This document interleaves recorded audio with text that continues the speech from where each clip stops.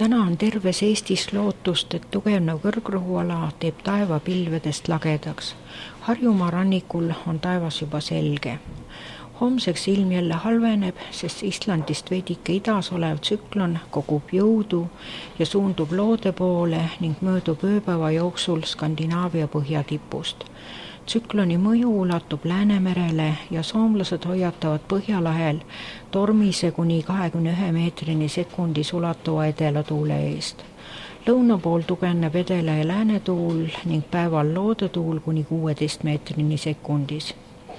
Reedel ja laupäeval on üle Põhja-Skandinaavia liikumas järgmine tsüklon, püsib tuuline ilm ning sajuvõimalus suureneb ja prognoosinumbrid. Saabuval ööl on vahelduva pilvistusega olulise sajuta ilm, edel- ja läänetuul tugevneb 5–12, saartel ja rannikul puhanguti kuni 16 meetrini sekundis. Õhutemperatuur on -2 kuni -9 kraadi. Hommikul ja päeval on vahelduva pilvistusega ilm, kohati sajab väest lörtsi või lund, tuul pöördub loodesse 5–12, saartel ja rannikul puhanguti kuni 16 meetrit sekundis. Õhtupoolikul tuul nõrgeneb ning õhutemperatuur on -3 + 1 kraadini. 5. märtsil on öö vähese ja vahelduva pilvisusega ning sajuta, puhub lääne- ja loodetuul 4–9, rannikul puhanguti 12 meetrit sekundis, õhutemperatuur on -3 kuni -8 kraadi.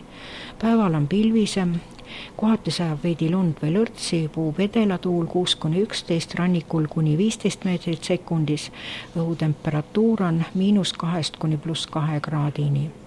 6. märtsil on valdavalt pilves ilm, paljudes kohtades sajab lund, päeval ka tuiskab, õhtupoole pilvkate hõreneb ja sadu harveneb.